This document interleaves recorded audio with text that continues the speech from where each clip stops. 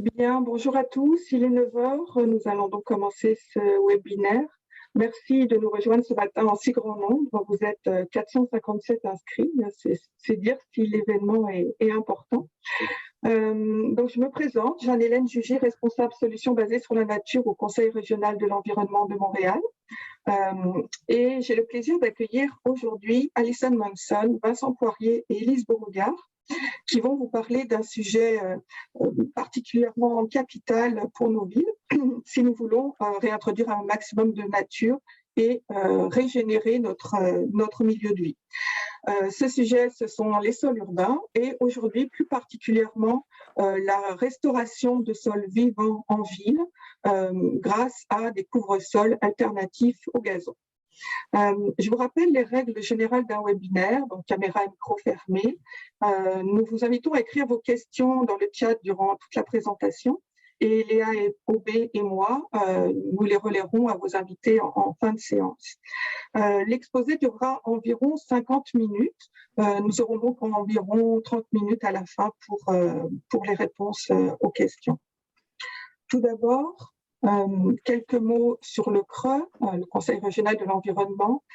Pour ceux qui ne nous connaissent pas, nous sommes un organisme de bienfaisance actif sur l'île de Montréal, avec certains dossiers d'échelle métropolitaine ou québécoise en partenariat avec d'autres CRE.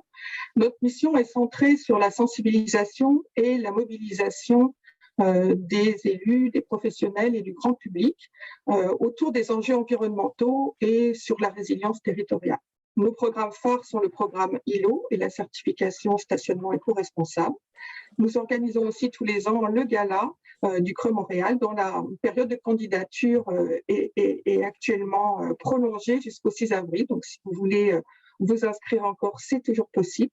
Et ce gala viendra clore cette année le sommet Climat Montréal 22, le 3 mai prochain au marché Bon Secours. Donc, c'est la deuxième fois que le CRE Montréal a le plaisir d'accueillir Alison et Élise pour nous parler des sols urbains. La première fois, c'était dans l'atrium de la Maison du développement durable en présence et c'était en février 2019. Pour ceux qui souhaitent voir ou revoir cette première conférence, on va vous indiquer le lien en chat, mais n'ayez pas peur, au début le son n'est pas là. La rencontre ne commence qu'à la 12e minute de l'enregistrement environ. L'événement d'aujourd'hui est réalisé dans le cadre de la démarche Climat de changement, le regroupement national des conseils régionaux de l'environnement du Québec. Il vise à mobiliser les décideurs et leur donner les outils, les références pour réduire collectivement nos émissions de GES et améliorer la résilience de nos communautés. Donc, il va être aujourd'hui question plus particulièrement du projet LOLA, réalisé avec l'appui financier du gouvernement du Québec. Donc, avant de leur donner la parole, je voudrais vous présenter nos invités. Donc, Alison Manson, bonjour Alison. Bonjour. Donc, elle est professeure en écologie forestière à la faculté de foresterie, de géographie et de géomatique de l'Université Laval depuis 1991. Sa recherche est axée sur la compréhension des cycles de carbone et d'azote en milieu forestier, agroforestier et urbain. Son obsession courante est l'exploration des liens entre les traits ou caractères des racines et la stabilisation du carbone dans les sols. Bon, c'est une obsession comme une autre. Alison travaille également en tant que co-titulaire de la chaire sur l'arbre urbain et son milieu, en partenariat avec la ville de Québec. Alison Manson a développé l'organisme Lieu avec Vincent Poirier et Élise Beauregard, avec nous aujourd'hui, donc en 2017. Lieu signifie laboratoire d'intégration de l'écologie urbaine et son objectif est de promouvoir les bénéfices écologiques de la vie dans les sols urbains et de promouvoir l'importance de valider scientifiquement nos pratiques d'aménagement en espace vert pour faire face aux défis d'adaptation des villes au réchauffement planétaire. Vincent Poirier est professeur et directeur scientifique de l'unité de recherche et développement en agriculture de l'UQAP. Bonjour Vincent. Ses travaux portent principalement sur l'étude de la matière organique du sol, du stockage du carbone et des rôles des racines dans le fonctionnement du sol dans les horizons superficiels et profonds. Son équipe de recherche et lui sont actuellement impliqués dans une quinzaine de projets de recherche portant principalement sur les sols des agro-écosystèmes tempérés, mais certains portent sur les sols urbains et forestiers, ainsi que sur les sols en milieu tropical. Enfin, Élise Beauregard est architecte paysagiste et candidate à la première maîtrise en foresterie avec spécialisation en sol urbain de l'Université Laval sous la direction d'Alison Monson. Bonjour Élise. Bonjour, bonjour. Ces recherches avec lieu visent à développer de nouveaux paramètres de design et de nouvelles techniques validées scientifiquement afin de les intégrer dans les documents contractuels et légaux. L'objectif est d'exiger de meilleures performances, de pérennité, d'autosuffisance et d'auto-renouvellement des paysages urbains et de leurs services écologiques. Un autre aspect de ces recherches est d'explorer des solutions innovantes pour l'acceptation sociale de nouvelles formes de paysages urbains. Elle est aussi présidente et directrice de Design ELBC, firme d'experts conseils de design de projets en architecture de paysage, design urbain et écologie urbaine. Elle cumule plus de 35 ans d'expérience au Québec et à l'international. Alors, deux autres chercheurs ont participé à ce projet, Laure Nast et Antonius Petro. Donc, Laure Nast est diplômée d'une maîtrise en architecture de paysage et d'un ESS d'environnement et développement durable. Elle a travaillé sur de nombreux projets d'aménagement paysager et urbain à différentes échelles en France, en Belgique et au Québec. Elle s'efforce de concevoir des aménagements qui allient design, écologie et fonctionnalité de l'espace. Au fil des années, elle a développé un intérêt particulier pour les végétaux et leurs agencements, tant sur le plan esthétique qu'écologique. Enfin, Antonius Petro, qui est ici parmi nous, qui ne présente pas, mais qui pourra répondre à vos questions, est le directeur général de Régénération Canada. Il est candidat à la maîtrise en sciences des sols à l'UQAT. Il est également diplômé en biologie et en développement économique communautaire. Donc, sans plus tarder, je cède la parole à nos invités pour commencer à Alison. Bonjour à tous et toutes. Merci d'être là. Merci de votre intérêt. On est vraiment ravis de travailler avec le CREU pour présenter les résultats de notre recherche, notre projet pilote avec la Ville de Montréal. Donc, Jeanne-Hélène, je pense qu'il faut me donner le contrôle pour changer les diapos. Vous avez le contrôle. Ça semble pas marcher.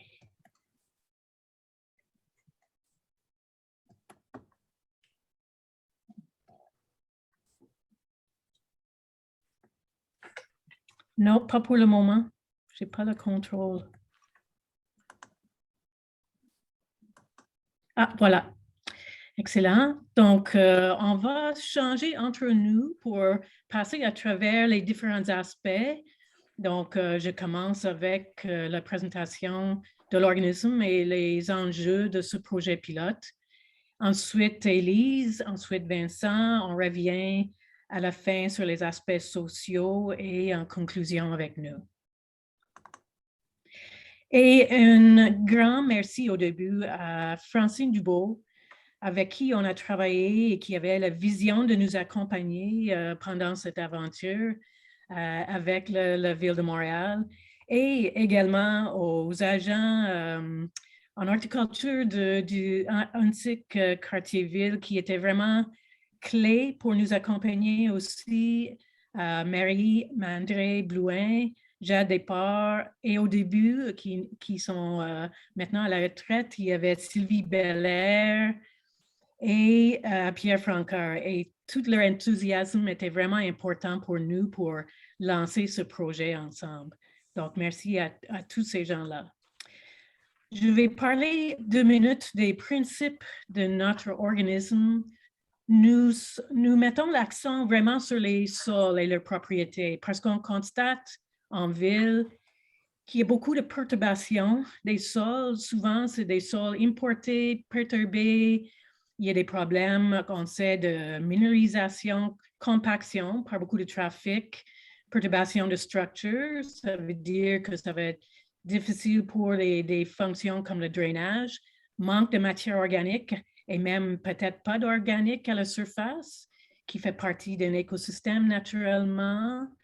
problèmes d'érosion, ruissellement, contamination par sel ou peut-être métaux lourds s'ils sont des anciens sols industriels. Donc, on sait que c'est vraiment la base des écosystèmes en ville, même si on en parle peut-être pas assez. C'est vraiment la base pour avoir des écosystèmes productifs en ville. Parce que sinon, on peut avoir des effets négatifs sur les cycles des nutriments, donc la nutrition de toutes les plantes et les arbres qu'on plante. On plante beaucoup d'arbres, il faut les nourrir aussi après. Donc, il faut s'occuper de la fertilité du sol, la capacité de rétention d'eau, mais aussi du drainage et la vie biologique. Le sol est vivant, comme on va souligner à plusieurs reprises. Ce n'est pas quelque chose d'inerte. Ça devrait être vivant, mais ce n'est pas nécessairement le cas et on doit travailler ça avec les villes. Donc, les sols vivants devraient, selon nous, faire partie des politiques urbaines et des normes. Ça devrait même être dans les normes et de vie, comment gérer les sols. Et on travaille à ça depuis 5 ans ensemble, puis on avance, mais il y a encore beaucoup de choses à faire. Un autre principe, le deuxième, c'est d'augmenter la diversité des plantes utilisées en ville dans les aménagements. Surtout, pas nécessairement juste, mais beaucoup d'indigènes, parce qu'on sait que la rétroaction de diversité des plantes pour aider la diversité souterraine dans les sols, donc la diversité des organismes qui vivent dans le sol. Nos critères, généralement, pour le choix des plantes, c'est des plantes pérennes, des vivaces, qui sont résistantes au stress, résistantes au sel, qui font une couverture très rapide pour ensuite bloquer les adventices. L'accompagnage, donc ça veut dire les plantes qui vont bien ensemble. Puis on peut regarder plusieurs caractéristiques là, pour décider de ça. Et l'esthétique. Pour être direct, les agents d'horticulture nous ont vraiment aidé à trier ces plantes-là au début de nos choix dans le projet pilote. C'était vraiment important, leur connaissance en parallèle avec les nôtres. Donc, un autre principe, on veut renforcer le lien sol-plante pour qu'on peut mettre en place les aménagements plus autosuffisants. Et une des façons majeures pour faire ça, c'est via un retour de matière organique qui est l'accumulation, si possible, de carbone dans les sols. Et avec ça, on pourrait penser d'aller vers une utilisation de la matière organique locale, soit des composts ou autres, au lieu d'importer autant de sols comme on fait actuellement. Pourquoi la matière organique? Parce que c'est directement relié aux fonctions du sol et les aspects vivants. Ça fournit l'énergie pour les processus, ça fournit les nutriments pour la fertilité. C'est des fonctions chimiques, par exemple, d'être capable de capter et maintenir les nutriments dans le sol. C'est une fonction aussi de la matière organique. Ça travaille le pH. Ça travaille aussi les fonctions physiques, la structure des sols, qui est très, très importante pour soit la rétention et le drainage d'eau dans les sols à travers. Donc, matière organique est une matière clé pour vraiment contribuer au fonctionnement. Un autre lien qu'on renforce avec tous nos projets, c'est de travailler avec les gens autour. Ça, je pense que ça se fait normalement. Puis, on voit maintenant avec un projet qu'on fait à Québec aussi, c'est vraiment en amont qu'il faut travailler avec les gens. Et aussi pendant le projet, pour autant que possible, commencer à impliquer les gens dans le projet et même les donner des responsabilités possiblement éventuellement. Élise va en parler plus tard. Puis, notre mode de travail, c'est vraiment pour développer des connaissances scientifiques. On n'est pas là, nous, pour simplement mettre un autre projet. On veut regarder les principes ou les données et commencer à avoir des données sur les sols, les plantes, pour dire que oui, c'est une pratique ou une solution crédible. Parce que si on veut faire la mise en échelle des nouvelles solutions écologiques en ville, il faut qu'il y ait une crédibilité scientifique, il faut qu'il y ait des données qui disent oui, c'est écologique et oui, ça va nous aider vers nos buts, par exemple, pour des îlots de chaleur, pour l'infiltration d'eau, pour le carbone. Il faut valider ça, pas juste assumer que le projet va dans cette direction. Donc, nous, on est là pour ça, pour valider que oui, c'est la bonne orientation. Le projet de Lola avec la Ville de Montréal, c'était vraiment une opportunité avec le réaménagement d'un grand un boulevard, Gouin et la Laurentienne, d'essayer des nouvelles approches.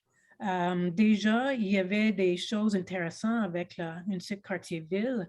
Sylvie Belair, par exemple, avait travaillé dans la photo au milieu sur un mélange pour les terre-pleins, pour essayer d'avoir quelque chose de plus écologique, fleuri, long terme. Et donc, on a testé ça aussi dans nos différentes approches. On a testé ça versus le paillis, qui est très utilisé.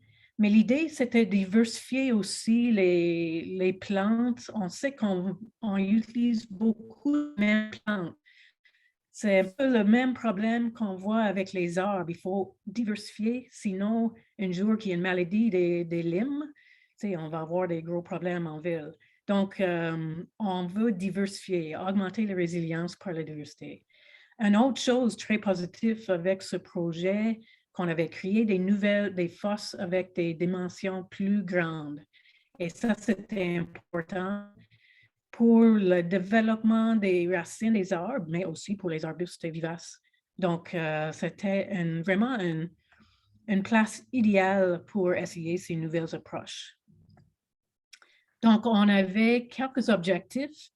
Donc, une était d'essayer dans le terre-plein des nouvelles couvre-sols, incluant le mélange de Sylvie Belair. Pourquoi? Pour diminuer, si possible, l'entretien, de tondre le gazon tout l'été, pendant l'été. Augmenter aussi la durabilité, renforcer ce lien sol-plante. Donc, créer quelque chose de différent. Et aussi, dans les fosses, de diversifier aussi les plantes qui sont établies. Donc, les problématiques sont communes avec toutes les villes et tous les quartiers. C'est des coûts d'entretien, le stress sur les végétaux, mortalité des arbres, peu de diversité. En même temps, avec des nouvelles avancées comme les fosses plus grosses et grandes, les mélanges qu'on pourrait tester. Donc, on voulait tester des nouvelles approches et à la fois augmenter la diversité, diminuer l'entretien, mais aussi les sols, travailler sur la qualité des sols, qui n'est pas souvent le cas en ville. Donc, on voulait tester des systèmes qui vont résister à les sels, avoir une bonne réponse aux sécheresses, réduire l'entretien et respecter les normes de la ville et également avoir des propositions acceptables pour les résidents autour. Donc, on implante avec les agents techniques. Donc, on a choisi un nombre de plantes à tester. Notre approche aussi était d'ensemencer directement dans les fosses, qui était différent que la norme aussi, mais pour avoir une couverture dense et très rapide des plants. Donc, on a fait ça. C'était une des approches nouvelles. Puis, on a testé aussi, à côté de ça, on a testé aussi les transplants, donc qui est plus la norme, c'est d'amener des plantes et les transplanter dans les fosses. Donc, on avait les deux, ensemencement et transplantation. Donc, le but dans cet habitant qui est assez stressé était d'essayer de définir un système de couvre-sol avec un certain nombre de plantes qui sont autosuffisants à plus long terme sur les petites surfaces.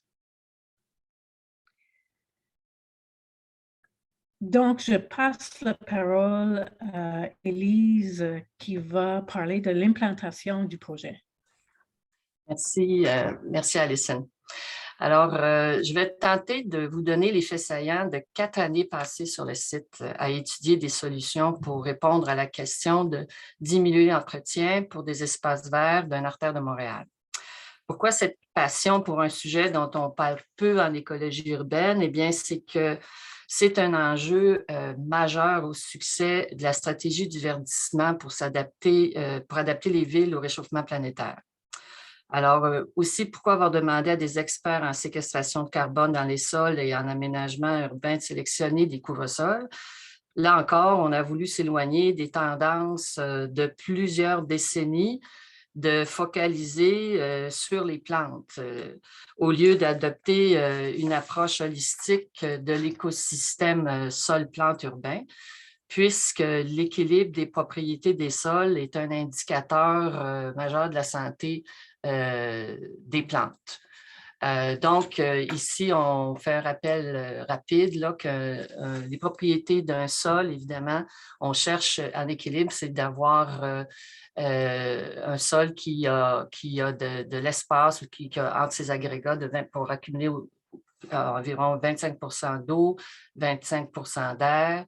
Les minéraux du sol qui sont extrêmement rares et les particules minérales.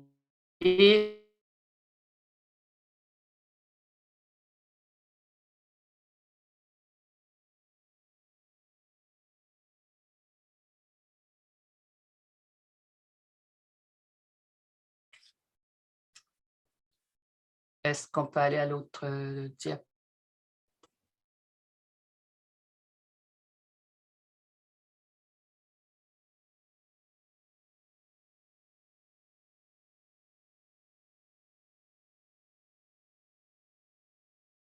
Comme a dit Alison, on a testé des couvre-sols, des techniques conventionnelles en pots de vivaces annuels, des légumes, et puis plus innovants, des semis de vivaces. Et puis, nous les avons comparés avec du paillis. L'objectif étant d'évaluer lesquelles de ces techniques et plantes ont plus de résilience aux adventices et aux pressions anthropomorphiques de l'habitat urbain. Merci. On va passer à l'autre. Donc, les caractéristiques de l'habitat urbain, d'entrée de jeu, l'habitat urbain a des caractéristiques renversées, totalement renversées par rapport à l'habitat naturel. Exemple, l'écosystème des plantes, par exemple, l'écosystème des plantes mellifères, graminées et arbres qu'on connaît de la plaine du Saint-Laurent, qui c'est souvent aussi, c'est un écosystème de référence dans l'imaginaire de tout le monde ou dans ce qu'on essaie de recréer en ville. L'habitat urbain de l'artère de l'étude est typique, soit 90%. On le voit ici, là, tout le gris. Là, on a calculé l'espace comme si c'était un bassin versant, pas nécessairement l'emprise publique, mais les endroits où c'est possible d'avoir de l'eau, en fait. Donc, ces espaces-là, c'est 90% de surface imperméable, chaude en été, avec de rares espaces de sol, ce qui représente à peu près 10% d'espace vert. De ça, il y a environ 60% des espaces aménagés en fosse, en terre-plein, on voit le grand terre-plein, et en bac. C'est des aménagements coûteux, c'est des aménagements aussi relativement morcelés, et c'est aussi des espaces qui sont isolés dans des surfaces imperméabilisées. Le reste des espaces verts, c'est 40% d'espaces en fond d'emprise à l'injonction des terrains privés, surtout recouverts de surfaces de gazon. Alors, s'il vous plaît, on va changer de diapo.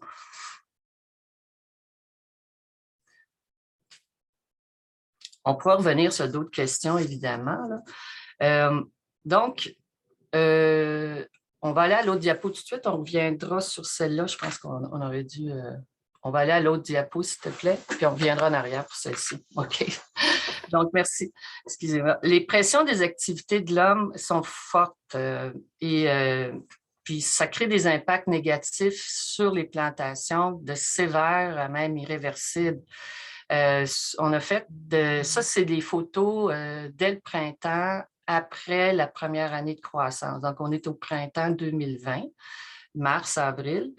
Et bon, on s'est rendu compte que ces pressions-là qui émanent soit évidemment, là, on le voit en bas à gauche, tout le gravier qu'on met l'hiver pour protéger pour s'empêcher de glisser, ben, le printemps, il reste. Et puis les balais mécaniques, ben, ont tendance à les ramener beaucoup dans les fosses parce que les fosses n'ont pas de bordure, puis ils n'ont pas de bordure parce qu'on ne veut pas, c'est compliqué avec le déneigement. Donc, versus, il y a toutes sortes de bonnes raisons, mais et puis ensuite, il y a des objets lourds qui sont déposés soit par les gens qui font de la signalisation ou les privés. Donc, tout ça fait que le premier printemps, sur les espaces, les 946 mètres carrés d'espace qu'on vous disait, il y en a eu 45 % qui ont été hypothéqués.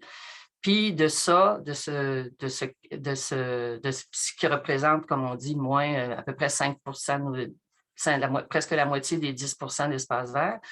De ça, il y en a 13 % qui ont été finis. Là. Il a fallu tout recommencer. Donc, ce que ça nous a fait dire, parce que le lieu était aussi, a pris la responsabilité d'aménager le site, de l'entretenir, de faire le suivi, tout ça pendant 2 étés, et en fait 3 étés. Et ça a créé beaucoup d'efforts d'entretien. Donc, ça, c'est un enjeu qu'on reparlera plus tard, mais c'est un enjeu qu'il va falloir réfléchir sur comment on peut éliminer certaines de ces pressions-là qui sont malheureusement récurrentes. On va revenir à la diapo précédente, s'il vous plaît. C'est bon. Merci. Donc, la deuxième grande activité d'entretien, c'est évidemment le désherbage. Et puis, il faut noter aussi que notre dispositif étant expérimental, il y a eu des traitements moins performants. Donc, c'est sûr qu'il a fallu, nous, qu'on entretienne partout. Et aussi qu'il y a eu des surfaces de paillis, comme disait Alison, où on a laissé les surfaces de paillis avec des arbres seulement. Et on a remarqué aussi que ces surfaces-là étaient colonisées aussi par les plantes adventices et même aussi au bout de 2 ans avec autant pratiquement de densité. Donc, ça demande de l'entretien aussi. Ce qu'on a remarqué, c'est qu'il y a une corrélation entre la quantité de plantes et l'évolution du recouvrement des plantes. On va aller dans, pas la suivante, mais l'autre après, s'il vous plaît.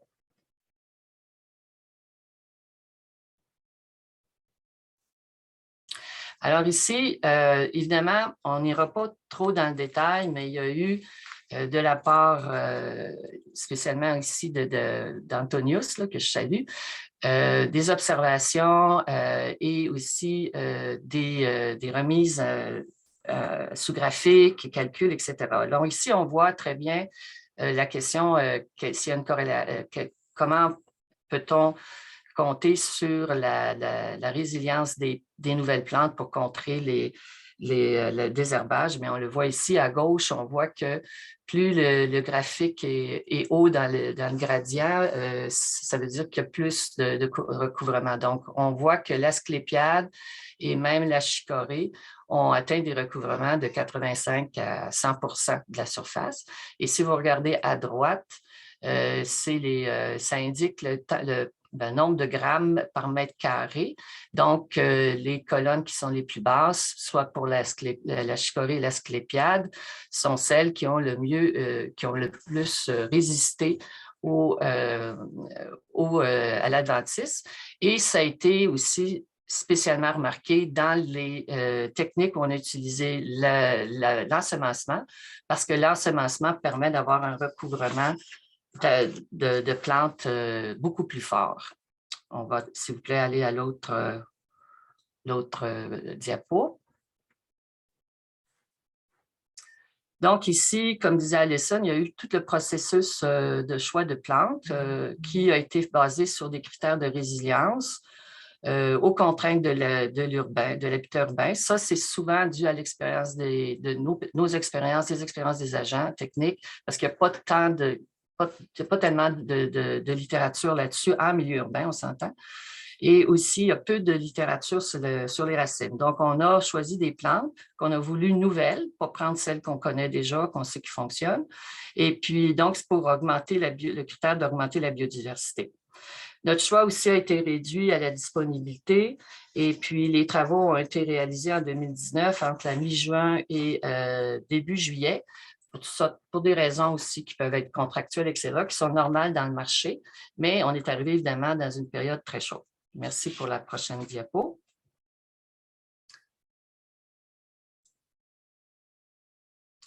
Donc, le travail pour évaluer la performance des plantes a été fait selon les critères suivants. Donc, s'assurer qu'il y a une fréquence de visite suffisante. On a utilisé d'outils et technologies dont une application Canopéo. Et puis ensuite, il y a eu beaucoup de données qui ont été prises sur le site pour calculer le recouvrement du sol, la hauteur des plantes, l'entretien des plantes adventices, donc soit le volume, on a fait des calculs de volume. À chaque fois que nos équipes allaient désherber, la mauvaise herbe était mise de côté, était calculée en volume. Ensuite, en 2020, c'était encore plus précis comme exercice. On a enlevé la mauvaise herbe, on l'a envoyé en laboratoire, on l'a fait sécher, ce qui nous a permis d'avoir des mesures beaucoup plus précises. Donc ça, c'est quelque chose, je ne pense pas que ça s'est fait beaucoup, mais c'était étonnant. Ensuite, il y a eu des calculs sur la température et l'humidité du sol. Merci pour la prochaine diapo. Donc, ce qui a fait que dans les mélanges, on a identifié les plantes les plantes et les mélanges qui ont le mieux performé, c'est ceux qui, au final, avaient le meilleur recouvrement au sol. Et donc, on le voit ici, les mélanges 1, 2, 3, 4, 5, donc différents types de mélanges qu'on pourra vous expliquer si on a le temps un peu plus tard. On va aller dans l'autre diapo, s'il vous plaît.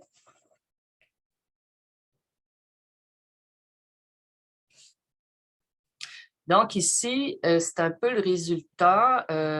Donc, on a ici les mélanges identifiés qui ont répondu le mieux aux 6 critères qu'on a mis ici sur le tableau à droite et que chaque critère a été pondéré. Et on a pu comme ça faire une liste des plantes qui se retrouvaient dans des mélanges. Puis, donc, c'était aussi important pour nous que ces plantes-là sont performantes de façon individuelle, mais aussi elles sont des bonnes compagnes entre elles. Ça, c'est important. C'est-à-dire qu'elles ne visent pas à se compétitionner l'espace. Donc, les critères sont la croissance de la végétation, la facilité de l'entretien, contre les plantes adventices, mais aussi si elles ne sont pas trop envahissantes, justement, l'esthétique, le bilan carbone, l'activité biologique et le climat. Donc, je vais laisser maintenant à Vincent la tâche d'expliquer le bilan carbone. Merci. Merci, Élise. Bonjour tout le monde. Peut-être pour commencer, une petite mise en contexte sur le sol. En fait, peu de gens le savent, mais c'est le 2e plus grand réservoir de carbone de la planète après les océans. Donc, le sol peut agir comme puits de carbone potentiel pour séquestrer, capter, et puis donc, ce qui est dans le sol n'est pas dans l'atmosphère, mais aussi peut perdre ce carbone-là ou le réémettre s'il est mal géré. Donc, si on prend le carbone qu'il y a dans le sol, on constate dans la boîte brune qu'il y a plus de carbone dans le sol qu'il y en a dans toute la végétation qu'on peut s'imaginer sur la planète, là, incluant la forêt amazonienne ou tout ce que vous pouvez imaginer comme plante, et dans l'atmosphère. Donc, c'est vraiment, là, ça frappe l'imaginaire, c'est un puits de carbone très, très, très important. Et c'est aussi le lieu de croissance des racines des plantes. Et les racines des plantes, le carbone qui est dans les racines des plantes, maintenant, on sait avec avec l'expérience, avec les travaux de recherche, que ce carbone-là, il est plus stable. Donc, il va demeurer dans le sol plus longtemps que le carbone des parties aériennes, là, que ce soit feuilles ou tiges. Donc, on a gardé ça en tête aussi dans notre analyse, d'essayer de voir comment les plantes peuvent contribuer à apporter de la biomasse racinaire. Et le carbone du sol, c'est intimement lié à la fertilité, à l'activité microbienne, à la matière organique du sol. Et donc, d'un point de vue global, à la qualité du sol. Puis, comme vous avez vu depuis le début de la présentation, plusieurs photos, les sols urbains sont très, très variables. Hein. Le travail qu'on a fait dans le cadre du projet avec fosse de trottoir, terre-plein, tout ça, c'est très différent de ce qu'on peut avoir, par exemple, dans un grand parc urbain. Donc, la dynamique du carbone dans ces types d'aménages-là, elle est différente. Aujourd'hui, on va discuter de carbone dans le concept de notre travail, qui est celui-là des fosses de trottoir. Prochaine diapo, s'il te plaît. Merci beaucoup. Donc, ce qu'on a fait dans le cadre du projet, on a évalué, on a mesuré le carbone dans le sol avant et après l'implantation des espèces pour avoir une idée du bilan. Et on a donc mesuré le carbone dans le système sol-plante dans 4 compartiments. La biomasse aérienne, donc tout ce qu'on pouvait récolter au-dessus de la surface du sol.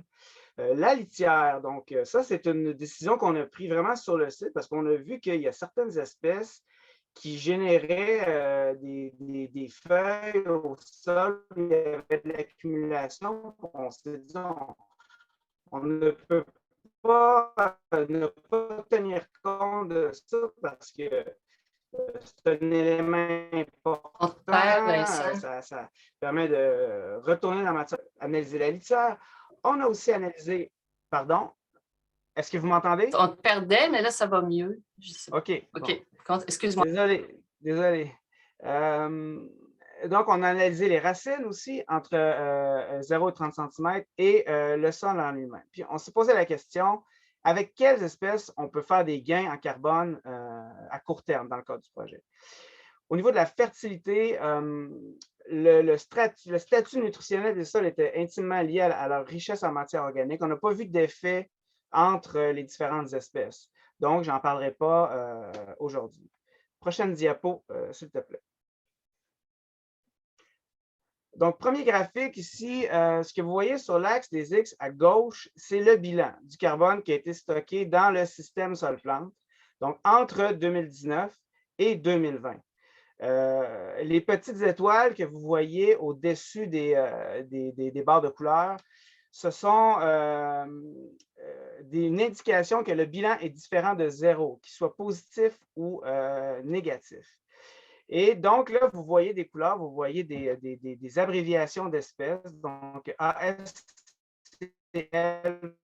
pour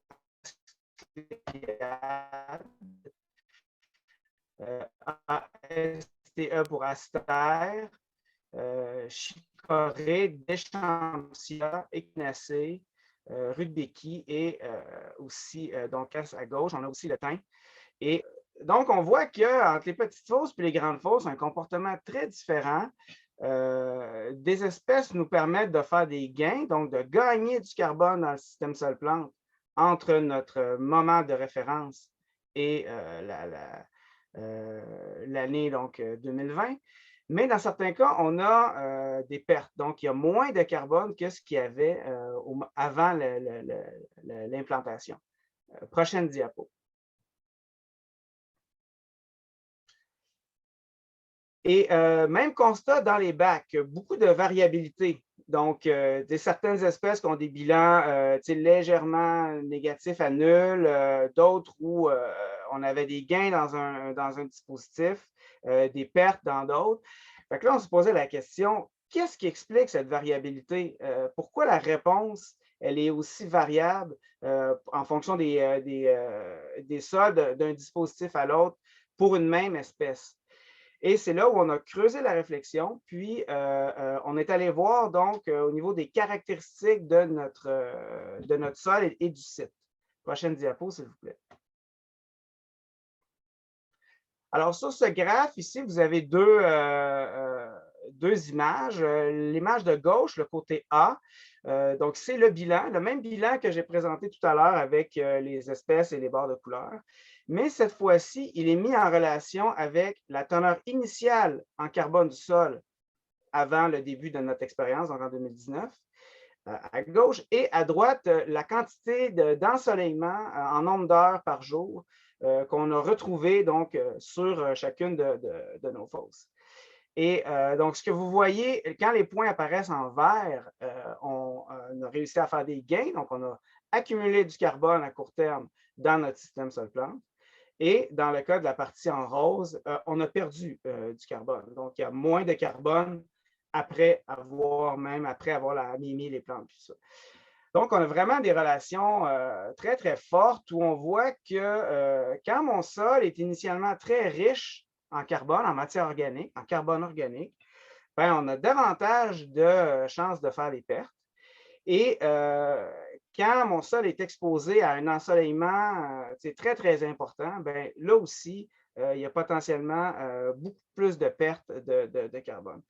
Donc, les sols initialement riches et très ensoleillés ont agi comme source de carbone dans ce cas-ci et non comme puits. Et ça, je vous avoue que ça a été une grande surprise pour nous. C'est un résultat auquel on ne s'attendait pas du tout. Prochaine diapo, s'il vous plaît. On a fait une analyse de la texture pour essayer de comprendre davantage. Et là, on a analysé le sol et on a vu que ce sol-là, il est de type sable laumeux. 85% de sable, 10% de limon, 5% d'argile. Et il faut savoir qu'il y a seulement les particules fines de limon et d'argile qui ont une réelle capacité à stabiliser, à retenir le carbone à long terme. Et donc, dans le sol du site, il y en a très peu de ces particules fines-là parce que 85%, c'est du sable. Et en creusant un peu plus dans la littérature, il existe des modèles théoriques où on peut calculer quelle est la capacité maximale de stockage du sol en fonction de cette quantité de particules fines de limon et d'argile. Et là, on a vu que nos sols du site contiendraient 4 à 5 fois plus de carbone que leur capacité de rétention, disons, théoriquement maximale.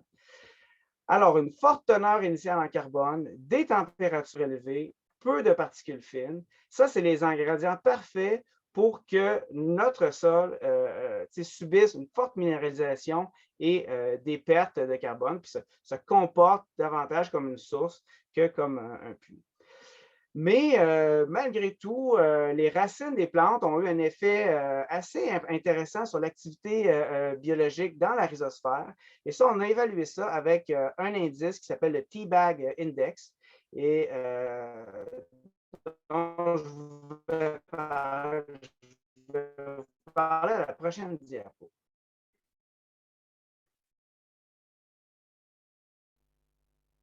Donc, qu'est-ce que c'est que le T-Bag Index? C'est littéralement des sachets de thé, verts et rooibos de marque Lipton. C'est un protocole qui est scientifiquement approuvé. Il y a tout un réseau international de recherche qui diffuse des résultats avec cette approche-là. Donc, on enfouit littéralement les sachets de thé dans le sol. Et avec donc ces deux types de thé qui ont des compositions chimiques différentes, on est capable d'évaluer, d'une part, un facteur de stabilisation du carbone et d'autre part, un facteur de décomposition. Et donc, ce qu'on cherche, en fait, c'est un équilibre un peu entre ces deux facteurs-là. Donc, on veut une capacité, on veut que la matière organique qu'on soit capable de la décomposer pour qu'elle puisse nourrir les plantes et libérer les éléments nutritifs. Mais on veut aussi que le carbone soit stabilisé et puis essayer de minimiser le plus possible les pertes. Donc, on a enfoui nos sachets de thé dans la zone immédiate des racines des plantes sur l'ensemble du site. Et on va regarder ce que ça donne à la prochaine diapo. Donc, le graphique ici nous montre le résultat principal qui est ressorti de cette expérience-ci. Deux éléments, le taux de décomposition sur l'axe des Y à gauche et le facteur de stabilisation sur l'axe des X en bas. Vous voyez à gauche une ellipse qui représente le pays. Alors, on voit le premier élément que le pays, il est vraiment à part du reste des autres points. Donc, sous le pays, le facteur de stabilisation est plutôt faible. Le taux de décomposition est élevé. Donc, dans le sol sous le pays, il y a peu de potentiel pour stabiliser la matière organique. Comparativement à tous les autres points qui sont à droite, où là, il y a vraiment eu un effet des racines des plantes sur l'activité microbienne du sol. Et à l'intérieur même de ces espèces-là, il y a des différences qui ressortent.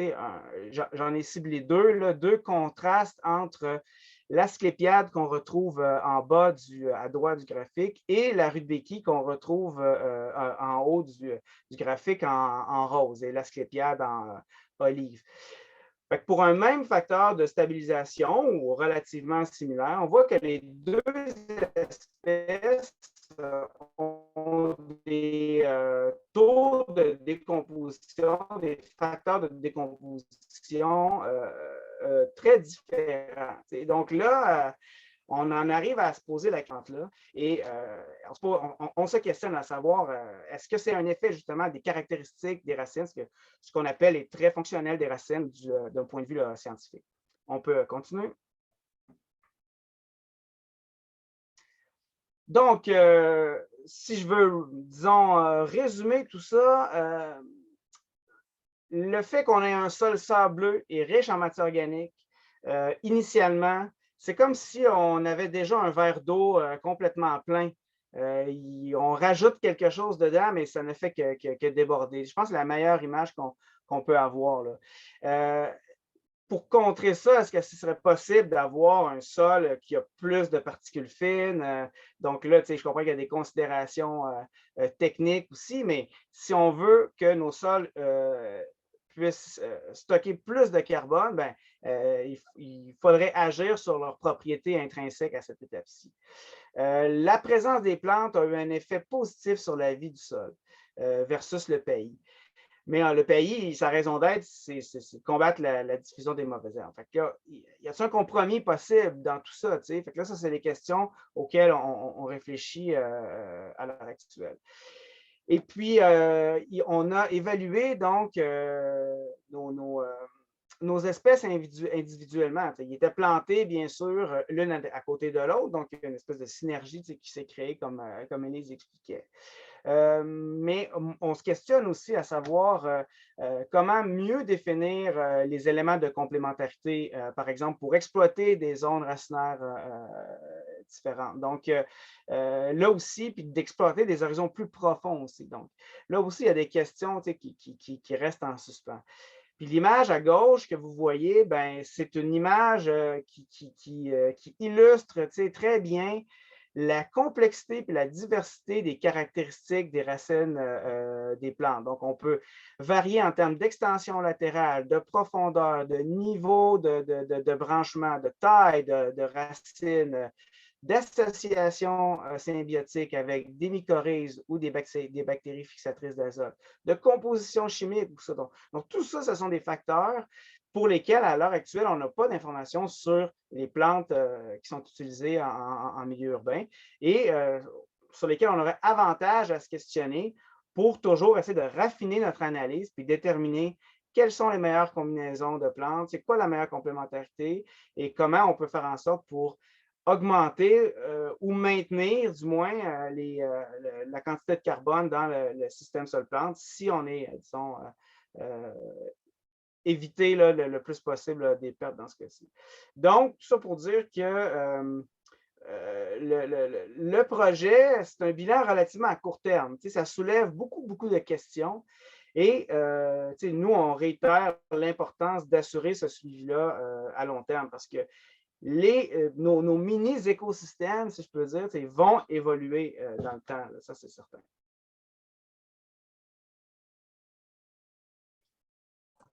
Je vais parler maintenant très brièvement du microclimat que Antonius a mesuré avec une sonde qu'ils ont fait eux-mêmes. C'est une invention locale par Antonius et collègues pour justement prendre les températures à la fois en même temps dans la fosse et dans le trottoir pour avoir une mesure de comparaison pour savoir si l'effet de la fosse et de la végétation sur la température. Donc, on a fait ça dans les fosses et les bacs au niveau du sol, 50 cm, 1 mètre et 1 mètre. Et ces deux dernières mesures, ça serait donc plus au niveau d'une personne qui est dans le trottoir. Donc, on va regarder rapidement les résultats. Donc, ce qu'on voit dans la figure, on a la liste des différentes espèces. À gauche, on a la température ici et le 0. Donc, on mesure, ce qu'on montre ici, c'est la différence entre la fosse et le trottoir. Donc, on est en train d'essayer de voir s'il y a un effet de ces plantes-là. Mais une chose qui nous frappe, c'est que différentes plantes semblent avoir un peu d'effets différents, mais ce n'est pas des différences vraiment trop importantes. C'est des différences mineures. Si les exemples ici, ça ne touche pas, la barre ne touche pas le rouge, ça veut dire que la différence est significative. Donc, il y a certaines plantes, disons, au niveau d'une personne ici, exemple, qui aura un impact de rafraîchissement à comparer le trottoir. Donc, Bacteria ici, ou ici, encore Bacteria et Aster. Parfois, le chicory était proche aussi d'avoir un effet également comme ici au sol. Puis, ce qu'on a remarqué, c'était les plantes avec le plus de biomasse semblent avoir plus d'effet. Mais l'effet, c'est pas... On a fait ces mesures en canicule. Merci, Antonius, d'être là en canicule. Donc, vraiment comme 30, 32 et plus. Et l'effet de rafraîchissement était autour de 1 degré ou parfois 1,5. Donc, on peut dire que, bon, est-ce qu'on va vraiment remarquer, nous, dans le trottoir, une différence entre 32 et 31? On peut se demander. Mais il faut considérer aussi que les arbres viennent d'être plantés. Il n'y a pas encore un effet d'arbre qui est important dans les fosses. C'est surtout maintenant l'effet des plantes qui sont plantées. Mais c'est ça, on a fait les mêmes mesures à peu près après 5 ans à Québec.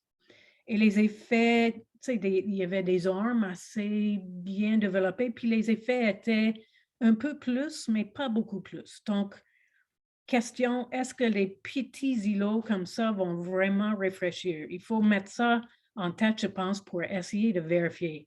Est-ce qu'on a une stratégie de plein de petits îlots?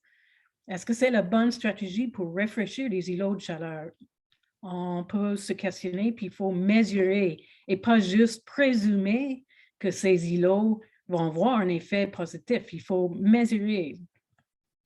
Donc, je laisse à Élise à continuer sur les aspects sociaux.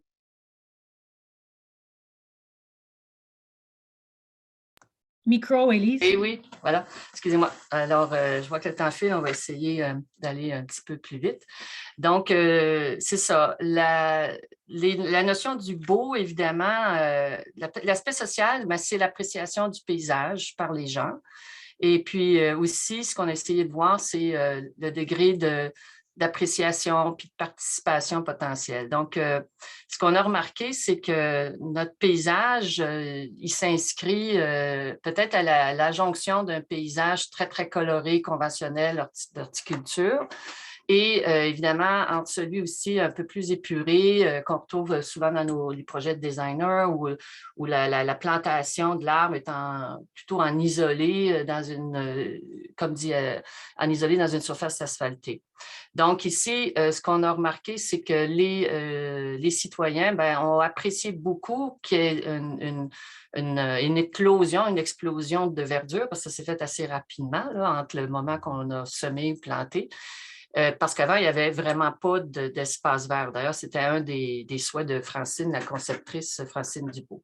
Il y a aussi, on a comme testé aussi la matière organique qui provenait des légumes. Donc, du coup, il y avait des légumes, ce qui a été aussi très intéressant parce que les gens se sentent, ils comprennent la fonctionnalité des légumes, qui est de produire des légumes, puis ils sont attachés.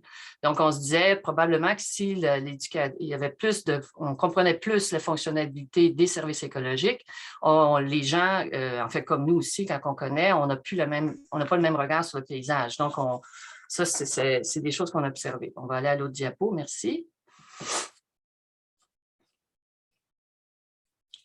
Et on a observé aussi des éléments négatifs qui sont inhérents finalement à notre système nos recommandations, notre système pour améliorer l'autosuffisance de ces écosystèmes-là dans les milieux artificialisés et qui ont trait à nos recommandations pour diminuer l'entretien. C'est-à-dire que évidemment, le fait de laisser, comme on voit ici, on a 3 types de paysages, l'évolution du paysage. À droite, on a le 26 avril 2021, la litière n'est pas enlevée au printemps, on la laisse là. Et d'ailleurs, on a remarqué que la litière, en 2021, lorsqu'il y avait du gravier, ben, ça a protégé un peu le sol aussi, c'est bon. Donc, ça, c'est itinérant. Donc, il y a des gens qui trouvent ça un peu... ils ne sont pas habitués, mais ça va, dès le mois de juin, ça disparaît rapidement. Ensuite, en juillet, ben, le fait qu'on utilise ici en bas des légumineuses, ici on a de la luzerne, ici on voit aussi mêlé avec le thym. C'est des plantes qui ne sont pas connues, qui ont un port un peu différent. Donc, ça aussi, ça peut soulever des questionnements. Et puis, en septembre, évidemment aussi, nous laissons les plantes comme elles sont et pour justement protéger le sol pendant l'hiver. Il y a aussi le fait que la disposition aléatoire des traitements de notre expérience n'a pas favorisé une finesse dans la planification scénique du paysage. Et puis, ce que on nous demande maintenant, cette année, on travaille là-dessus, c'est de réharmoniser le paysage, donc de remettre ce paysage-là dans une autre posture qu'une posture de traitement. OK, on va aller à l'autre, merci, l'autre diapo. Ce qu'il y a eu aussi, ça a été une belle expérience sociale qui a pu être possible grâce à la crise du COVID. En effet, à l'été 2021, on n'a pas pu recruter le personnel habituel qu'on avait. D'ailleurs, on les remercie en passant. On a eu des équipes qui ont différentes d'au-dessus de 20 personnes, des étudiants. Ça a été très agréable. Mais la COVID a tout changé les plans, comme pour beaucoup. Et puis, donc, on s'est retrouvés devant un problème. Il faut trouver une équipe pour nous aider à continuer à faire le désherbage, nos observations. Donc, puis, il faut dire que depuis 2018, on avait tissé des liens, nous, avec la communauté. Il y a une mosquée, il y a des mosquées, il y a des épiceries, tout ça. Et puis, les gens ont été très solidaires. Et on a appelé les leaders de ces communautés-là. Puis, on a eu la chance d'avoir l'aide de 3 jeunes hommes, puis 2, Samia et Sabia, qui nous ont aidés comme ça tout l'été. Et aussi, on a eu, avec les agents techniques, on voit la photo en bas à gauche, une belle journée où on s'est tout échangé, où on a travaillé ensemble. Et puis, ce que je retiens aussi, nous, qu'on retient beaucoup, c'est que les gens vous voyez en haut à droite la photo, c'est que Sabia, entre autres, nous expliquait comment ils ont une connaissance, eux, de leur qui est intéressante à partager. Puis il y a beaucoup de connaissances comme ça qu'on devrait s'échanger. Donc, elle ramassait les graines. Et puis, donc, on sait que, par exemple, la reproduction, l'auto-reproduction des écosystèmes, sur des petites surfaces isolées avec du béton. Si la graine tombe sur le béton, c'est pas ça ne sera pas très productif. Donc ici, on a forcé ça, on a dit on va les mettre là, etc. Donc, ça a été ça, une belle découverte parce qu'il y a eu évidemment, tout le monde y a trouvé son compte, la communauté, un petit revenu d'appoint pour des gens qui sont peut-être plus stables, etc. Et nous, ben, on a eu aussi des gens qui ont pu expliquer à leur famille, etc., qu'est-ce qu'on faisait, et puis qui ont été aussi des yeux sur l'expérience. Alors, on va passer, je pense, à la conclusion.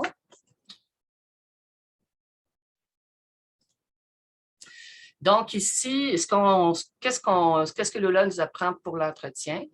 Alors, donc, c'est contrer les grandes demandes d'entretien dues aux pressions antrophiques qui sont trop fortes. Ça, c'est quelque chose qu'il faut vraiment réfléchir parce que c'est récurrent et c'est très problématique. Il y a évidemment une corrélation entre la quantité de plantes adventices et l'évolution du recouvrement au sol et de la hauteur des plantes.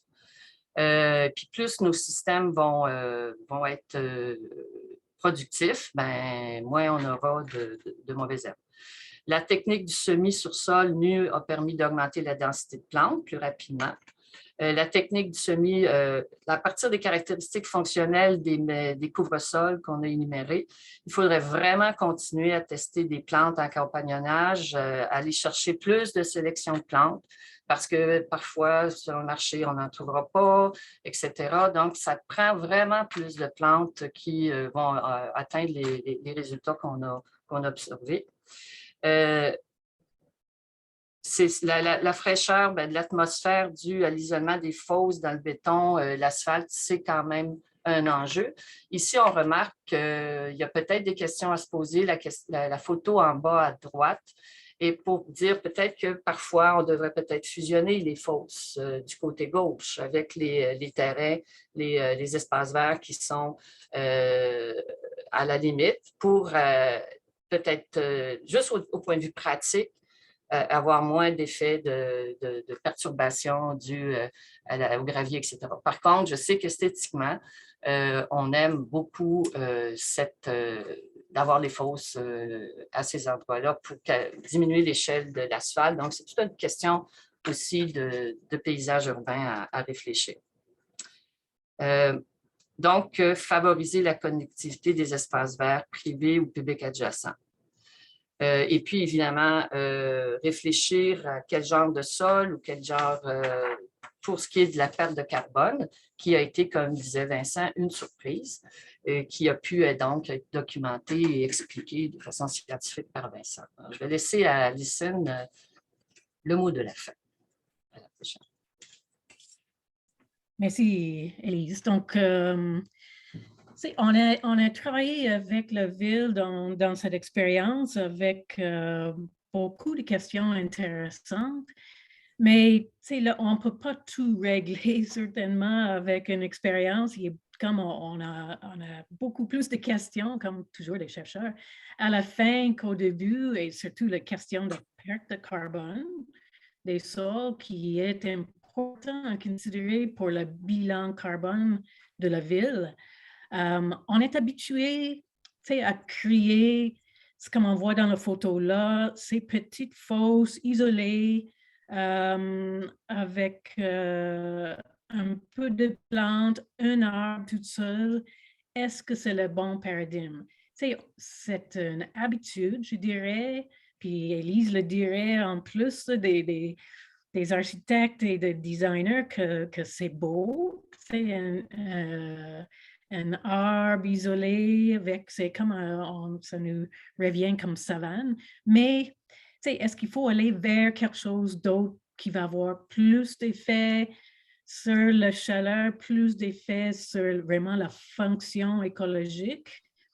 Si on doit, comme nous, travailler avec les designers, comme on a fait avec Élise, pour proposer des solutions qui sont validées scientifiquement. Qui aurait pu dire qu'on perd du carbone dans les sols si on n'avait pas mesuré? On ne saurait pas.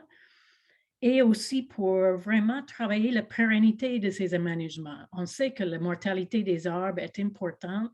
Qu'est-ce qu'on peut faire en allant dans cette direction pour augmenter la pérennité de tous nos aménagements? Donc, il faut qu'on travaille ensemble pour que nous aussi, qu'on comprenne des pressions urbaines, des aspects économiques, entretien, pression sociale. Il faut qu'on apprenne de tous ces gens-là aussi avec les solutions qu'on propose pour que ça soit crédible. Donc, peut-être, si on veut aller dans la direction de fonctionnalité écologique, il va falloir éventuellement changer un peu nos attentes en ville pour le type de paysage. On ne peut pas réagir à chaque personne qui n'aime pas une chicorée morte là, dans une petite fosse. Il faut vraiment penser plus à long terme de qu'est-ce qu'on veut. Si on veut les services écologiques et ces aspects-là, il faut peut-être changer nos paradigmes, faire des compromis avec l'esthétique. C'est ça à repenser, je pense. Puis on peut, plus travailler avec, on a beaucoup aimé cette expérience de travailler avec les agents qui sont pris avec ces problèmes tous les jours. On en a appris beaucoup. On pourrait plus valoriser leur travail. Ils ont beaucoup de connaissances, comment ils pourraient nous aider à bâtir les systèmes plus intéressants aussi écologiquement. Donc, on a des gros programmes de verdissement. On avait des annonces cette semaine à Montréal, à Québec. Puis, il faut faire des choix plus logiques et plus validés, selon moi et selon mes collègues, au lieu d'aller à la pièce de façon morcelée, implanter quantité au lieu de qualité. Il faut vraiment qu'on réfléchisse sur le verdissement plus sérieusement, je pense, d'avoir des échanges et avoir plus de validation aussi que qu'est-ce qui se passe vraiment dans ces fosses ou quand on déminéralise. Donc, voilà. Puis encore merci à Laure, Antonius qui ont travaillé vraiment.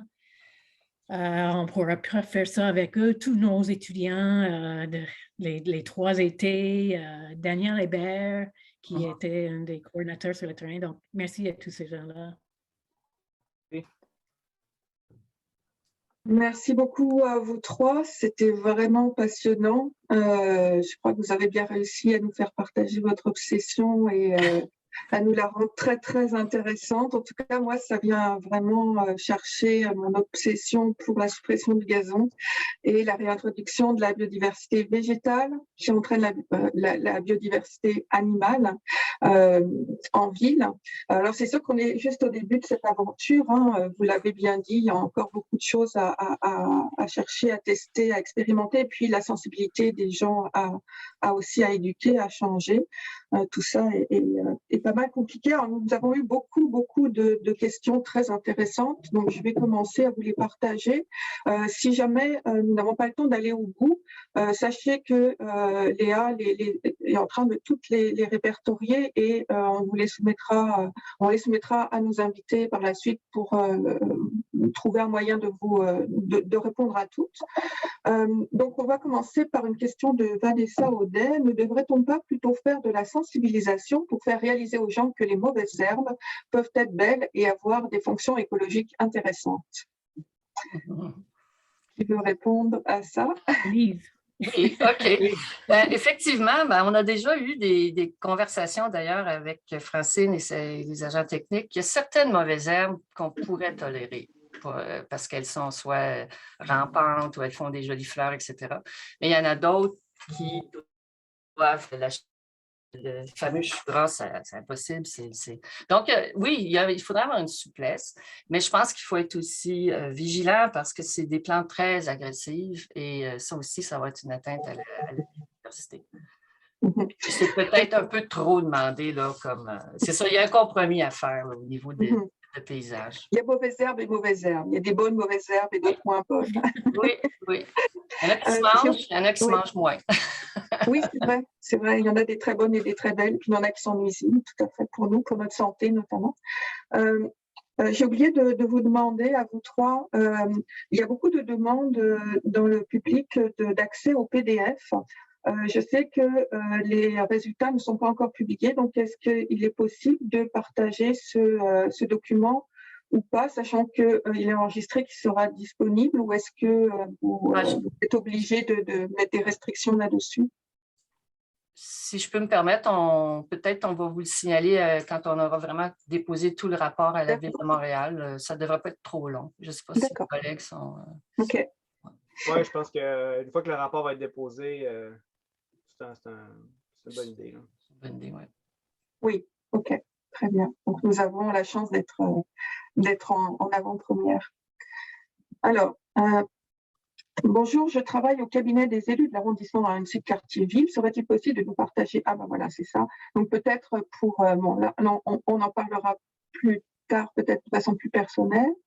Deuxième question, plus technique. Est-ce que les saillies ou fosses qui drainent les rues ont été analysées? Impact des sels, polluants, apport supplémentaire en eau, etc. Oui, en fait, une des choses qu'on a fait, c'est qu'on a…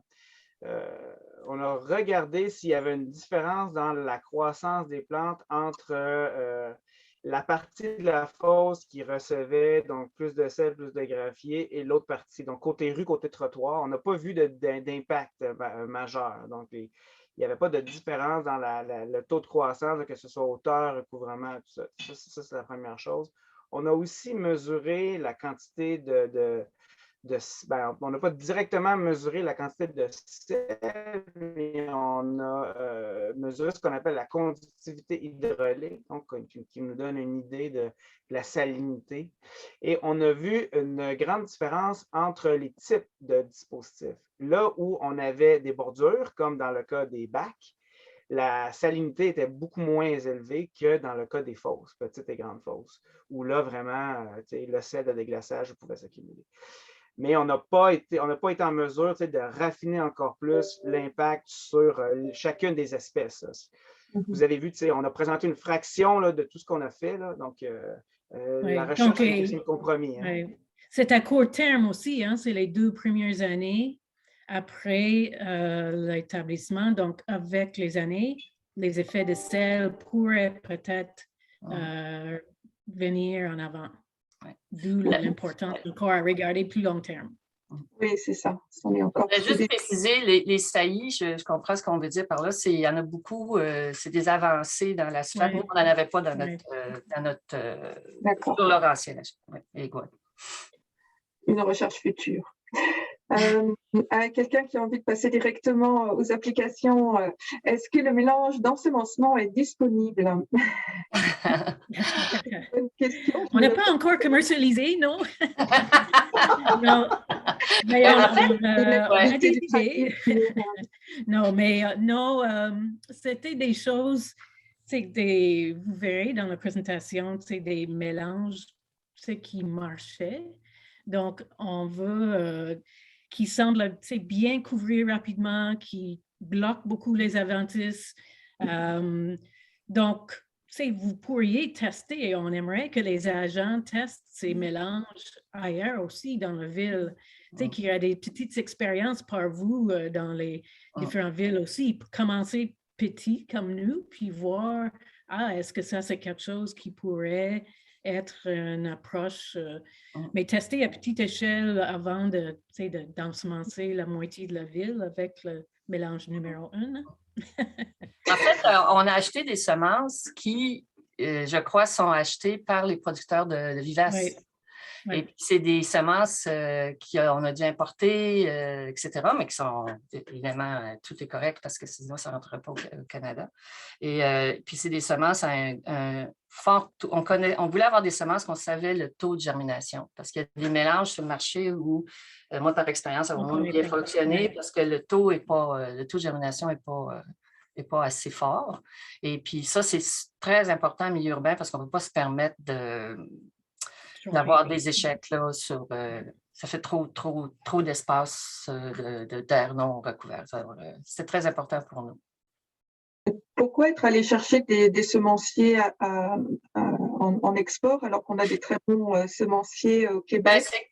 Les semenciers au Québec, c'est pas nous, comme c'est une expérience, on n'a pas voulu prendre des semences qui ne pouvaient pas, on appelle catégorie ordinaire, qui est 85% des semences vont germer. En tout cas, moi, les gens que j'ai contactés à l'époque, ils ne pouvaient pas me garantir un taux de germination. Mais c'est des semences qui, puis actuellement, mais c'est produit, on a ces genres de semences-là, ben, moi, on n'a pas pu les avoir ici au Québec. Mais si il y en a, on est ouverte, là, parfait. Là. Alors, autre question, pourquoi le recouvrement est-il un indice de réussite d'une espèce? Une espèce rare peut remplir des fonctions essentielles bien qu'elle recouvre peu de surface. Y a-t-il une approche par trait fonctionnel? Avez-vous adopté une approche par trait fonctionnel? Vas-y, Vincent, si tu veux. Ben, j'allais dire, par rapport à la première partie de la question, un des mandats, c'était d'évaluer qu'est-ce qui va lutter le mieux contre les mauvaises herbes. Donc, le fait que ça recouvre rapidement, ben, pour nous, c'était un indicateur de performance. Mais effectivement, il y a plein d'autres possibilités. On n'a pas mesuré de trait fonctionnel aérien.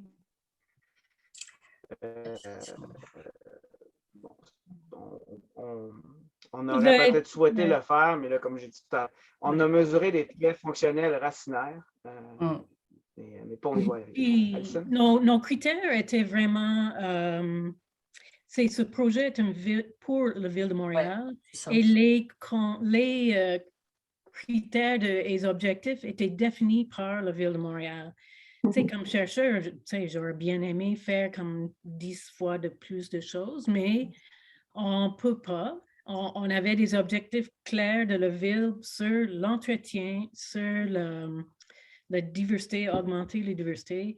On peut prendre une approche fonctionnelle, certain, mais il faut que ça marche, là. Il faut que, pour la ville, l'important, c'est que ça couvre, et ça couvre rapidement, et qu'il y a un effet, aussi des critères esthétiques. Donc, tous ces autres critères étaient en premier plan pour nous, pour ce projet pilote. On ne pourrait pas se faire comme des chercheurs et nous définir des questions. Ça, c'est toujours fun, là. Mais on était en co-création avec ce projet, avec la ville. Et donc, on travaille avec la ville, pas dans nos idées favorites, là.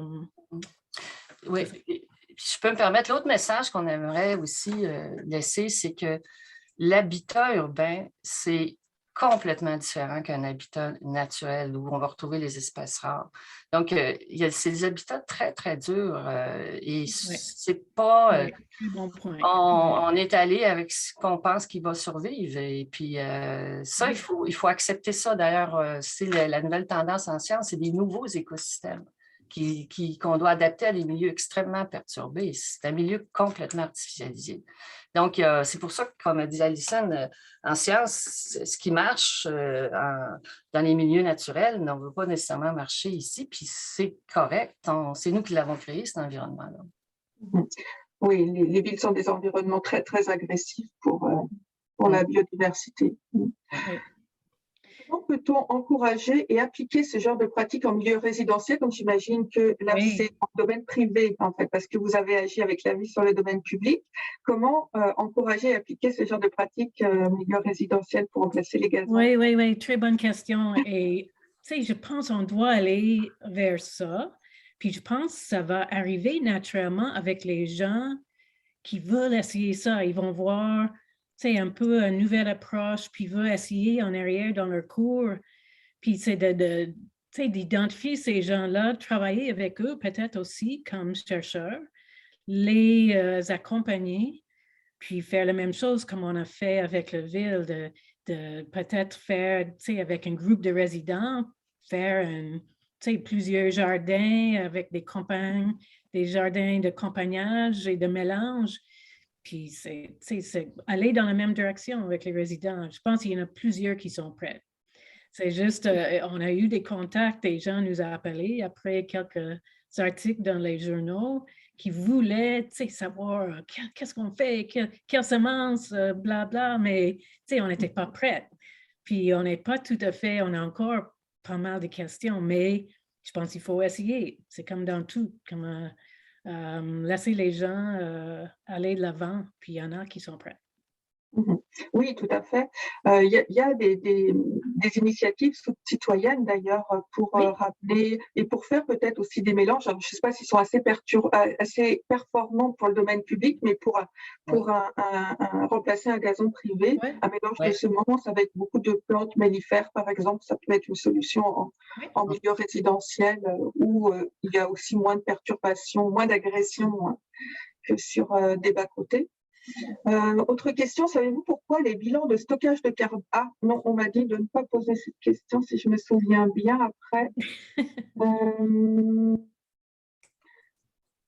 Alors oui, une question que je me suis posée aussi, je reviendrai sur la précédente après si finalement il faut la poser. C'est voulu d'avoir utilisé des sachets de thé en plastique, oui, en microplastique. Les sachets en cône, en général, sont en microplastique plutôt qu'en matière décomposable. Je m'étais posé cette question aussi. Oui, c'était voulu parce qu'en fait, la façon dont l'expérience fonctionne, c'est qu'on pèse avant et après la période de décomposition. Et si on avait un sachet organique, on ne serait pas capable de le récupérer. Donc, il serait décomposé dans le sol. Donc, c'est ce qui est à l'intérieur du sachet qui va se décomposer. Et la porosité du sachet permet aux organismes d'y accéder puis de décomposer le thé. Voilà. C'est une bonne utilisation du plastique alors.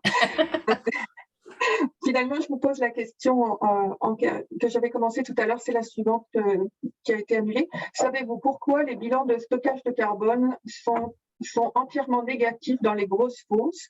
Est-ce parce que ces parcelles étaient plus exposées au soleil et avaient des sols enrichis?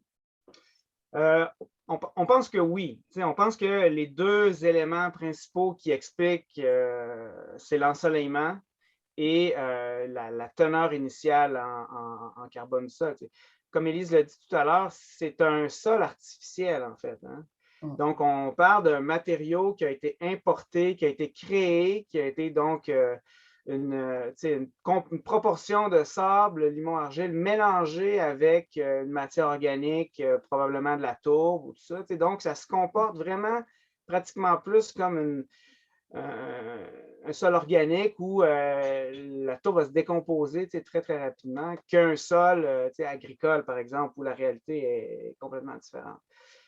L'exposition au soleil et les propriétés initiales du sol, on pense que c'est ces deux éléments-là qui expliquent les pertes. Et on va suivre ça à plus long terme aussi pour voir, valider, est-ce que ça continue de perdre du carbone? Moi, je vais le vérifier aussi dans le projet à Québec pour voir si on voit la même chose. Parce qu'à Québec aussi, on avait les mêmes textures qui étaient surprenamment grossières, plus grossières que peut-être ça devrait être. Et que, tu sais, avec les hauts taux d'organique, c'est vraiment pas un bon mélange. On va simplement perdre le carbone. C'est pas une bonne recette si on veut un bilan carbone neutre dans nos villes. Puis ça cadre aussi avec les commentaires qu'on reçoit des agents techniques qui observent de l'affaissement ou qui voient qu'on perd. La profondeur. Si on perd un pouce, oui, le sol se compacte là, naturellement, mais au-delà de ça, il y a une perte de matière. C'est ça. En milieu naturel, il va gonfler, il va s'accumuler. Puis j'ai vu passer, je me permets tout de suite, tantôt sur le fil, s'il y avait du Q-Sol. Mais ça, le Q-Sol, ceux qui connaissent ça, c'est un mélange structural avec du gravier et une espèce d'agglomérat qui va coller, qui va retenir le sol. Ça, c'est fait pour faire avoir une capacité structurale. On ne l'a pas étudié, mais c'est extrêmement grossier, donc on s'attend, c'est probablement pire que le mélange. Mais ça, je sais pas. En fait, on va l'étudier à Québec sur le nouvel aménagement de McGuire, où ils ont mis du Q-sol. OK. Et ils ont 4 traitements différents de sol, incluant le Q-sol. Donc, on va vérifier ça. On va mesurer ce printemps les taux de carbone et tout, puis voir avec les années qu'est-ce qui se passe. Notre question sur les plantes nuisibles. Pour les adventices, avez-vous des données sur la présence d'herbes à poux? Est-ce que vous avez fait Non, on n'a pas fait de composition botanique. Donc, on a retiré ce qui n'avait pas été semé. Ça a été ça vraiment. Donc ça serait peut-être avec l'INSPQ de faire une prochaine étude sur ce genre de choses. Mais on a fait en 2019 aussi une petite identification rapide, là, mais qui n'est pas scientifique. Puis c'était très, très, très mélangé, mais c'est le chénopode blanc, là, le fameux chura, qui était très, très présent. Il y a énormément de mauvaises herbes, de graines de mauvaises herbes partout en ville, c'est fou. Oui, parce que ce sont des plantes pionnières qui sont très résistantes et très adaptées aux milieux perturbés urbains. Autre question. Pardon. Quel type de paillis a été utilisé durant cette étude et quelle épaisseur a été mise au-dessus du sol? Le paillis devait également conserver l'humidité, se décomposer et nourrir le sol, en plus de limiter l'implantation des mauvaises herbes. Peut-être. Le paillis, c'est un paillis de bois raménage fragmenté. Vas-y, Alison. J'ai pensé peut-être Antonius. Oui, moi aussi. L'épaisseur. Antonius, c'est-tu de l'épaisseur au départ? Okay. Antonius, es-tu là? Oui. Oui, je suis là, j'ai juste allumé mon micro. L'épaisseur de paillis, c'était à 5 cm au départ. Puis, ils n'ont pas ajouté la deuxième année. Donc, ça veut dire que c'est ça, les mauvaises herbes s'accumulaient aussi. Il y avait une membrane aussi, hein? Il y avait une membrane. Ouais. C'est ça. Avec les contacts, là, sont. Oui, sous le paillis. Oui. Donc, c'est ça. Pour le paillis, je pense que ça se décompose. Ça ne nourrit pas le sol comme une plante vivante qui va sécréter des exudats, des fragments de racines. Ça, on le voit très bien là, dans nos objectifs de T-Bag. Ça compte les mauvaises herbes, oui, mais ça n'a pas d'effet nutritif tant que ça. En tout cas, c'est pas ce qu'on au début, il y a moins de mauvaises herbes, mais si tu ne fais pas d'entretien, on l'a remis. Les graines de mauvaises herbes s'implantent très, très bien sur le paillis. Alors, ensuite, une question qui va me challenger pas mal parce qu'elle est posée en anglais. Alors, de début en français, avez-vous considéré l'analyse des champignons dans le sol? I wonder if their presence or absence correlates to carbon sequestration and whether focus on the subset of the microbiome community could be a way to alter the capacity of the soils to retain carbon without altering the makeup of the soils. Est-ce que vous m'avez compris? Oui. Veux-tu essayer, Vincent, puis je peux toujours... Oui, je vais essayer. Non, on n'a pas mesuré la seule mesure d'activité microbienne, c'est le T-Bag. Donc, c'est un indicateur assez grossier. Carton, on s'était dit qu'on ferait une analyse de type MicroResp pour essayer de regarder un peu plus au niveau de qui est là, puis d'avoir un peu plus un regard plus sur les fonctions remplies par la communauté microbienne. Mais on n'est pas allé à identifier là, qui sont les champignons, les bactéries. On n'a pas fait d'analyse à ce niveau-là. Peut-être que ça aiderait à expliquer des choses aussi. Ça sera phase 2 du projet. Oui, mais tu sais, une perte de carbone, je pense qu'on a identifier les deux facteurs très importants. La texture, si la texture n'est pas là, tu peux avoir tout le microbiome que tu veux, mais il ne va pas changer. Il ne peut pas tenir plus de carbone. Il n'y a pas d'aliments, il n'y a pas d'argile. Et c'est là, tu sais, on connaît dans la stabilisation de carbone, c'est ça le facteur principal qui explique la capacité d'entreposer le carbone dans le sol, la texture. Donc, si en ville, on veut, si c'est un objectif qu'on veut, il va falloir repenser le mélange de sol qu'on met dans les fosses. Tu sais, en parc, c'est différent. C'est pas du tout la même chose. On peut stabiliser du carbone, mais on met des fosses partout, puis on ne sait pas qu'est-ce qui se passe dedans.